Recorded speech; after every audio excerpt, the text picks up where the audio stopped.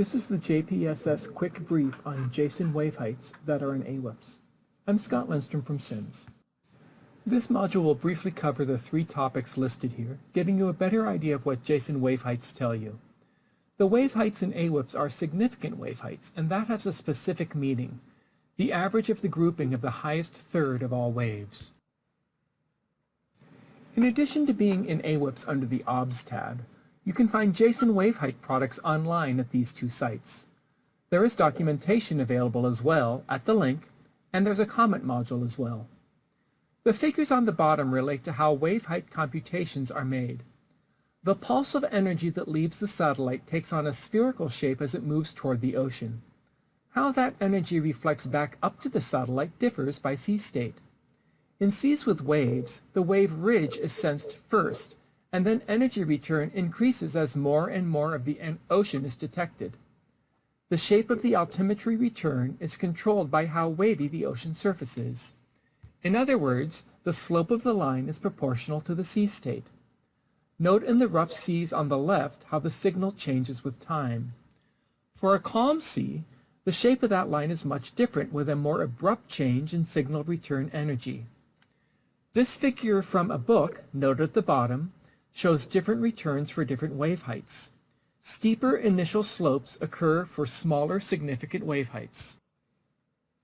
What are the parameters of this product?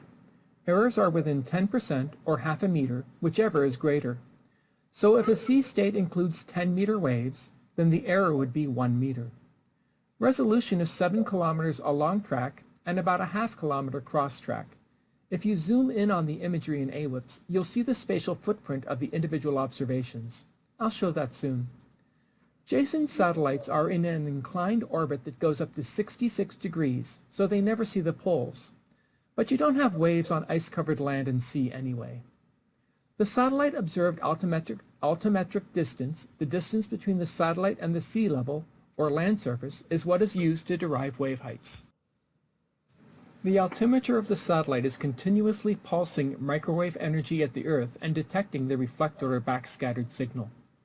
There is signal attenuation by water vapor and clouds and rain, so the advanced microwave radiometer on JSON is also taking observations in the microwave, including channels that are and are not sensitive to water vapor. This information is used to calculate the change in signal speed on the altimeter that is related to gases in the atmosphere. If you see unusual values, consider the list of why you might have bad data shown here. Do any of these apply? Like many data sources you use, if you see something very odd, corroborate with other data sources if possible. Here's a daytime example from AWIPS.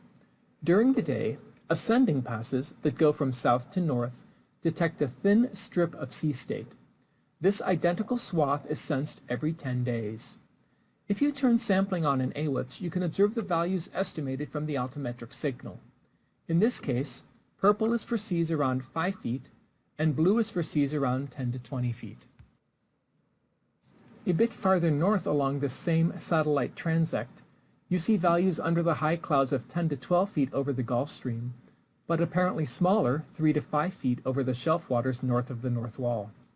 North of this CONUS sector data, in regions near Greenland, seas were around 20 feet. Here's an example showing what JSON will cover in 40 minutes as it moves north to south, a descending pass that occurs at night. You can use these data to determine where the highest waves are, and that should give you clues about where the most active weather is as well.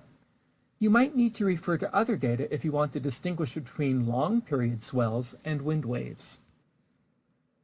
Here's a zoomed-in view over the Central Pacific, west of Kauai and Niihau.